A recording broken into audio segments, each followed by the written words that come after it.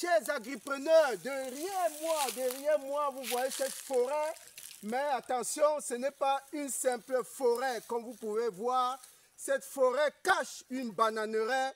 Il y a une bananeraie qui est en train d'émerger, de pousser, de montrer déjà la germination. Ça vous paraît peut-être factice, ça vous paraît invraisemblable, ça paraît comme un rêve, mais c'est vrai.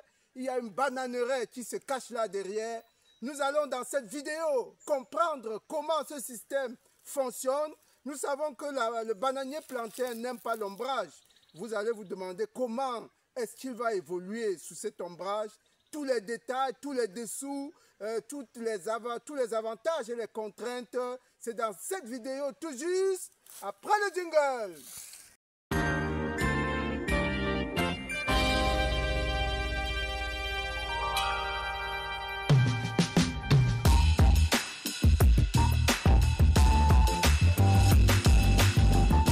Une fois de plus, chers agripreneurs, bienvenue sur la chaîne des fonceurs, bienvenue à la ferme intégrée de Ngoumou. Si vous suivez cette chaîne pour la première fois, moi c'est Roméo Lado, agripreneur, apiculteur, coach, motivateur. Dans nos différentes vidéos, nous parcourons le Cameroun, nous parcourons l'Afrique pour vous donner les astuces, les méthodes, les pratiques culturelles, tout ce qui peut vous permettre d'améliorer votre productivité agro-pastorale. Et dans cette vidéo d'aujourd'hui, c'est quelque chose d'atypique, c'est quelque chose d'extraordinaire. Peut-être que vous avez seulement entendu parler de ça, mais en réalité, nous sommes sur le terrain pour vous le révéler, C'est une pratique qui se fait dans le bananier plantain dans certaines régions. Nous sommes ici au sud de Cameroun. Et cette vidéo aura 3 parties. Dans la première partie, nous allons expliquer comment généralement ça se passe, la méthode classique pour mettre en place le bananier plantain. Donc, si vous engagez une bananeraie bientôt, nous allons en quelques minutes détailler comment ça se passe. Dans la deuxième partie, la plus importante, nous allons présenter le technicien qui est en place, qui est en train de mettre en place cette bananeraie avec cette technologie, avec cette méthode tout aussi particulière. Il va vous expliquer en détail l'itinéraire technique et les avantages, les inconvénients également. Et bien entendu, à la fin, nous allons clôturer en donnant notre avis parce que la discussion restera ouverte. En commentaire, vous allez nous dire ce que vous en pensez. Est-ce que c'est pratiqué dans votre zone? Qu'est-ce que vous en pensez? Est-ce que scientifiquement, est-ce qu'au niveau agronomique, vous y voyez des intérêts ou pas? Les commentaires, n'hésitez pas de bombarder beaucoup de commentaires. On y va tout de suite. Nous sommes bien évidemment ici dans une zone forestière. Vous voyez, je suis avec le technicien. Bonjour. Bonjour. Merci. On va vous présenter tout à l'heure pour nous expliquer ce qui se passe ici. Pour le moment, nous voulons d'abord expliquer ce qui se passe généralement dans le bananier plantain. Lorsque vous voulez mettre en place une plantation, vous commencez justement par nettoyer le site, par défricher. C'est ce qu'on sait normalement. Vous défrichez, vous faites l'abattage, ensuite vous venez mettre le feu, vous tronçonnez par la suite. Et c'est une opération générale qui va vous prendre dans les 300 000 francs. Hein. En moyenne, hein, ça peut aller un peu plus en fonction de l'état d'encombrement de votre site. Quand vous avez fini donc de nettoyer le site, vous amenez maintenant les rejets. Vous faites la trouaison, ah, j'allais oublier. Vous faites la trouaison et puis vous amenez soit des rejets ordinaires, soit des pifs pour pouvoir planter. À ce moment-là, on est déjà dans la saison des pluies et puis la plantation peut prendre son envol. Mais aujourd'hui, nous vous présentons une méthode pratiquement à l'envers. Hein. C'est là où nous allons introduire notre technicien qui est là et il va nous expliquer exactement ce qui se passe.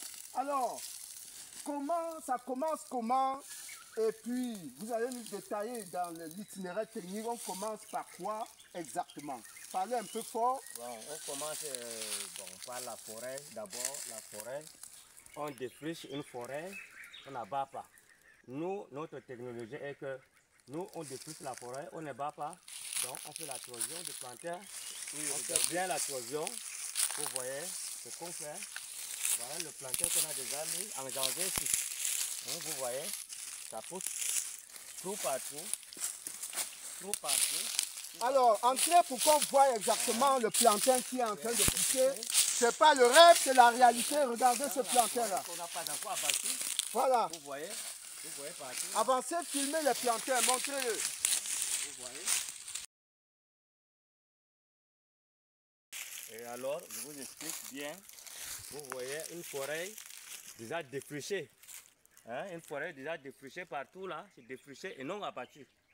Voilà, c'est défriché et non abattu. Voilà. Donc, ce qu'on prend maintenant comme système aujourd'hui, bon, pour qu'on abat, on tronçonne, on met le feu, tout ça, ça nous prend beaucoup de l'argent. Bon, ce qu'on fait aujourd'hui, voilà ce qu'on a fait. On n'a pas abattu, on a tout juste mis le plantain directement sur le sous-bois. Vous voyez comment ça pousse, hein? Vous voyez, ça pousse trou par trou. Regardez, le plantain, trou par trou. Trou par trou. Vous voyez comment ça pousse, hein? Vous voyez comment ça pousse sur la ligne. Attention. Vous voyez comment ça pousse partout là. Bon, alors, après ça, on abat alors donc tout le plantain qui est déjà poussé comme ça même là. On abat pour que ça ne nous coûte pas cher. On abat les arbres ici. On abat tout juste. Vous voyez.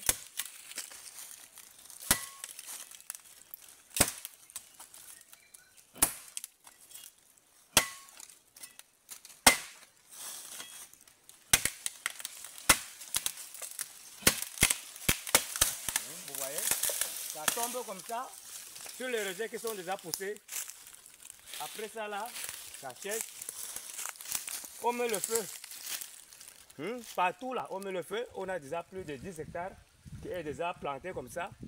Tout ça là, on n'a pas. On met le feu, ça brûle. Bon, comme ça brûle là, après quand les petites pluies qui vont commencer.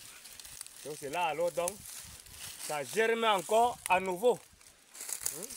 Ça germe encore à nouveau. Ça sort alors donc le gros plantain, le gros régime tige. Ça sort le plus que ça. Le gros tige est bien frais.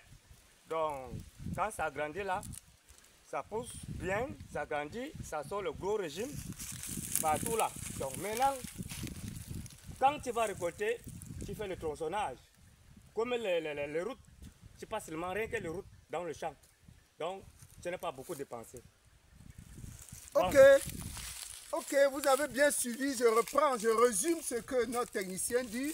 Voilà, pour éviter beaucoup de dépenses, ils plantent comme ça. Hein. Ils plantent après avoir défriché le sous-bois.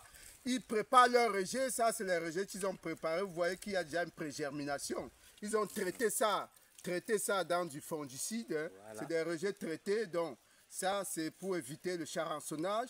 Et puis, ils font des trouaisons et ils plantent tout simplement après le défrichage. Et bien entendu, comme vous avez vu tout à l'heure, ils reviennent par la suite faire l'abattage. Même si le bois tombe sur les plantains, c'est pas grave. Ils mettent le feu par la suite, ça va brûler. Et puis, comme la tige ou bien le bulbe est dans le sol, il ne sera pas brûlé. Il va regermer et puis avec beaucoup plus de vigueur. N'est-ce pas? C'est ça qu'il explique. Le feu vient juste peut-être brûler le haut là, mais le bas n'est pas brûlé. Ça ressort avec plus de vigueur. Et puis la plantation est luxuriante par la suite. Elle est très belle hein, quand vous voyez avec l'engrais qu'on fait. Voilà, comme il explique, c'est naturel. Lui, naturel. L'appareil. Pour le moment, c'est comme ça qu'on peut faire. Sans engrais, c'est naturel. Si tu manges ce plantain qui est naturel, et surtout les arbres qui brûlent, ça lui donne l'engrais naturel pour ça aussi. Exactement. Quand tu coupes ces rejets, ce plantain, tu peux préparer à la maison, c'est très différent avec le plantain qu'on fait avec l'engrais, avec les produits chimiques. Voilà. Alors ça, j'espère que vous avez bien suivi cette méthode-là. Est-ce que maintenant, d'après vous, quels sont les grands avantages que présente cette méthode? Donc, le grand avantage pour nous, vous voyez, il y a l'autre deuxième champ qu'on a fait, sans engrais, comme ça qu'on a fait. Je vais vous montrer tout à l'heure les régimes qui sont sur ça. C'est comment on a mis l'engrais. Bon, pour notre avantage maintenant, pour payer l'engrais aujourd'hui, ça coûte cher. Cher, exactement. Bon, nous, on n'a plus besoin de l'engrais et ceci, machin, tout ça là. Nous, on fait comme ça là. Nous sommes 100% sur ça. Hein. Oui. Donc voilà, c'est une méthode biologique qui n'utilise pas d'engrais. Vous voyez la cendre qui revient par la suite, va nourrir la plante. Et il a expliqué également tout à l'heure, c'est que quand ils n'ont pas les moyens de faire les abattages, les tronçonnages, etc., c'est comme ça qu'ils procèdent. Ils mettent le plantain. Ça leur fait gagner dans le temps parce qu'ils travaillent en saison sèche. On n'a pas besoin d'attendre qu'il pleuve pour pouvoir mettre ça. Donc au niveau organisationnel, c'est un élément important dans la stratégie de mise en place. Alors, quelle est la plus grosse difficulté d'après vous sur cette méthode-là? La plus grosse difficulté? La plus grosse difficulté pour nous, maintenant, c'est comme le moyen qui nous manque pour le rejet. Le moyen qui nous manque pour abattre est tout juste comme le plus grande difficulté pour nous. Ok. Sinon, quand on a des amis comme ça, nous, on a plus. On est tranquille. Ben voilà, c'est ça. C'est-à-dire que maintenant, il faut juste trouver des moyens pour pouvoir faire quand même un abattage parce que de toute façon, le plantain, il faudra de la lumière. Donc, il va falloir, quand ça va commencer à prendre de l'ampleur, parce que vous voyez, tout est en train de germer, hein? Tout est en train de germer. Et on dirait même qu'on arrose, c'est très beau. On dirait qu'on fait l'arrosage. On a planté en décembre ici. En décembre, ça fait même pas un mois. Oui. Regardez partout, ça germe. Partout, ça germe.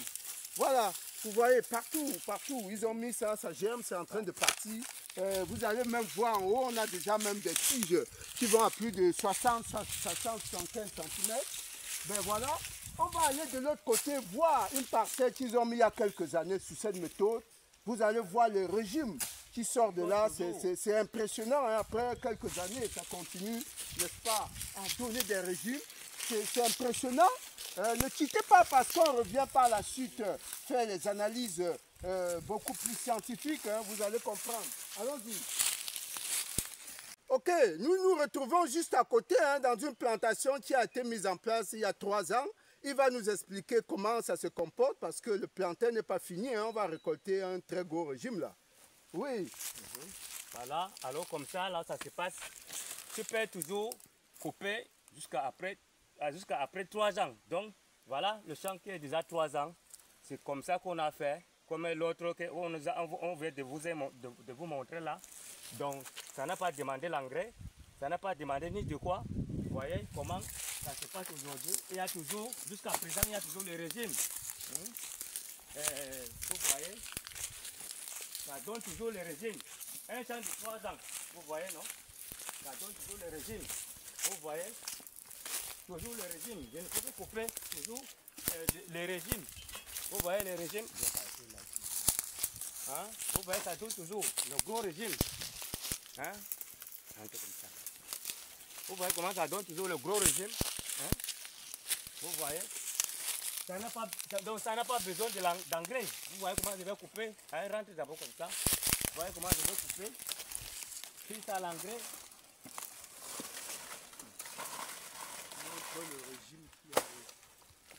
Il veut couper ça. On ne voit pas le régime.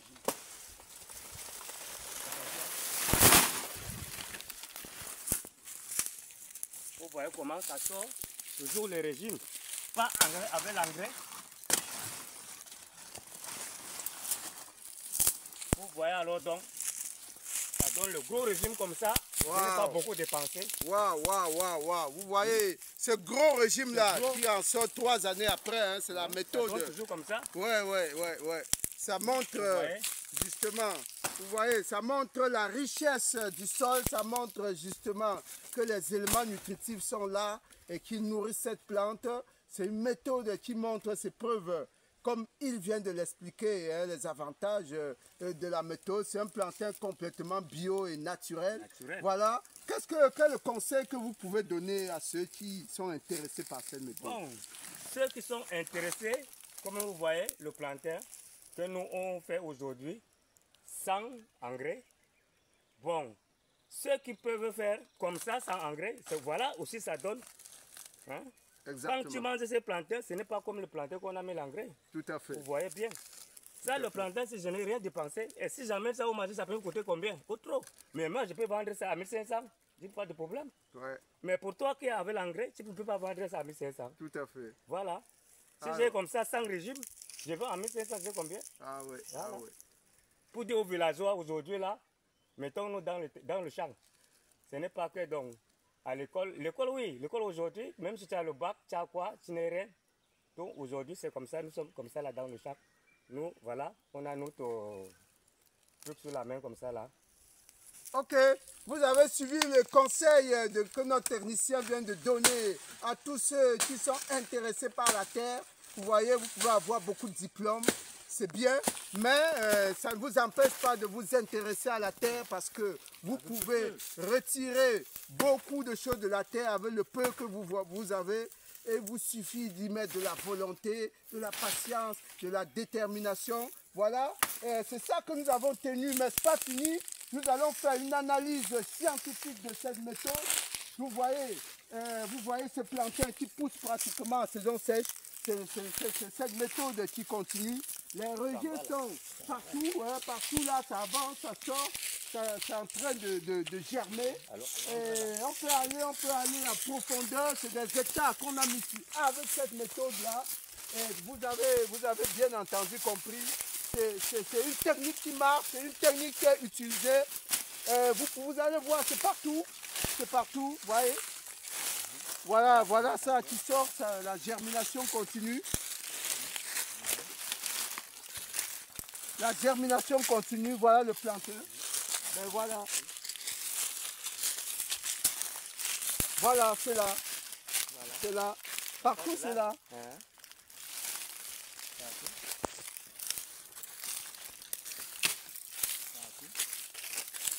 Ça donne.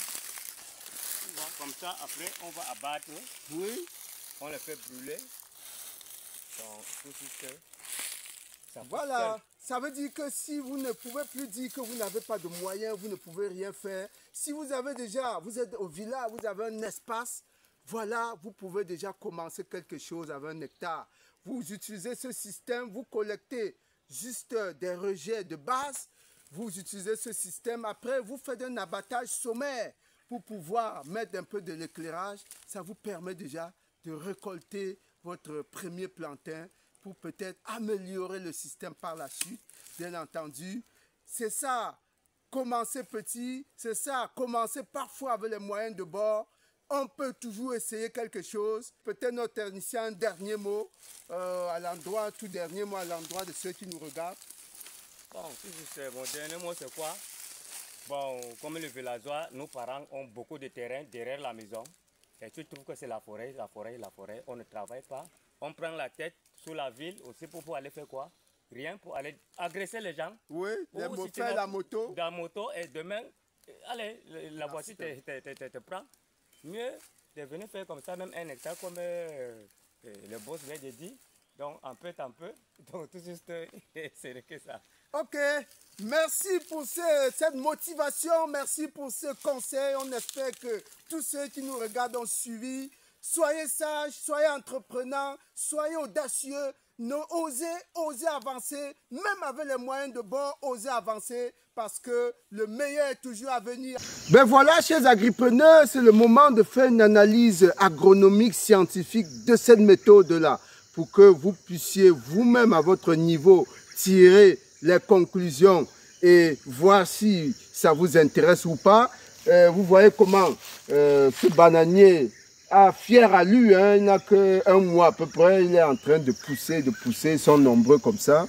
Alors, quels sont donc les avantages de cette méthode? Les avantages, nous avons relevé 2 principalement. Au niveau organisationnel, ça vous permet de gagner en temps parce que pratiquement nous sommes en plein mois de janvier, février. Vous voyez que le champ est déjà implanté, hein, et ça pousse. Au niveau organisationnel, vous gagnez en temps. Vous ne vous mettez pas la pression du début de saison. Ouais, voilà, le champ est déjà implanté. Voilà. Deuxième avantage, c'est au niveau économique. Voilà, pour faire pour nettoyer un champ de plantain, une forêt, et de manière à la rendre exploitable, il faut en moyenne 300 à 400 000 francs CFA. Lorsque c'est une forêt, parce qu'il faut défricher, il faut abattre, il faut tronçonner, il faut il faut justement nettoyer en dégageant les billes de bois. Tout ça, ça va dans les 300-400 000 francs CFA. Ce budget n'est pas à la portée de tout villageois, de toute personne qui a la volonté de travailler. Donc, en effectuant ce type de procédure, ça vous permet de faire des économies dans la mise en place de votre bananeraie, même s'il faut déployer quand même au moins 50 voire 100 000 francs pour faire l'abattage, parce qu'il suffit de faire un abattage pour par la suite permettre aux plantains d'évoluer justement avec la lumière. Voilà les deux avantages qu'on a relevés au niveau organisationnel donc, et au niveau économique. Maintenant, regardons les points critiques. Regardons les points d'ombre, regardons les points, les contraintes ou bien on peut dire les inconvénients de la méthode. Le premier inconvénient, c'est que vous êtes limité dans le déploiement, par exemple, du type de sémence. Vous ne pouvez pas mettre les pifs. Vous êtes obligé justement de mettre uniquement ce type de sémence, les rejets. Vous êtes obligé de mettre uniquement les rejets ordinaires. Vous voyez comment ça évolue. Vous êtes obligé de mettre les rejets ordinaires parce que les pifs ne peuvent pas supporter d'être mis en saison sèche. Voilà la première limitation de la méthode. Deuxième limitation de la méthode, c'est au niveau de l'encombrement du site. À partir du moment où vous faites un abattage et que vous mettez le feu, vous aurez du bois en désordre, déposé un peu en désordre partout. Ça veut dire que dans l'exploitation du site, vous aurez d'énormes difficultés à défricher, à vous déplacer, à faire des récoltes, etc. Donc, c'est ça l'un des gros inconvénients, l'encombrement du site. Et enfin, le troisième inconvénient, c'est au niveau de l'exploitation rationnelle de l'espace. Parce qu'à partir du moment où vous faites le piquetage dans la forêt, ça veut dire que vous serez bloqué par justement les espacements. C'est-à-dire que vous allez dire que vous mettez à 3 mètres ou à 2,50 mètres, vous allez être bloqué par un arbre, vous serez obligé de faire des décalages. Vous voyez, ça pousse. Mais vous serez bloqué certainement dans l'alignement ou bien justement dans le maillage de votre site. Si vous avez prévu mettre 1600 plants, vous verrez peut-être en train de mettre 1400 ou 1500 parce que vous ne pouvez pas aligner vos plants correctement. Vous ne pouvez pas disposer de tous les espaces dont vous avez besoin à cause des encombrements des arbres. Voilà donc les 3 éléments limitatifs que nous avons trouvés à cette méthode. Dites-nous en commentaire ce que vous en pensez. Qu'est-ce que vous pensez de cette méthode? Est-ce que c'est utilisé dans votre zone? Est-ce que vous pouvez l'essayer? Voilà, le débat ouvert. Nous avons voulu porter cette pratique à votre connaissance. Ça peut aider certains qui ont des petits budgets, qui veulent quand même avancer, qui veulent lancer quelque chose. Le débat est ouvert. À très bientôt. Merci.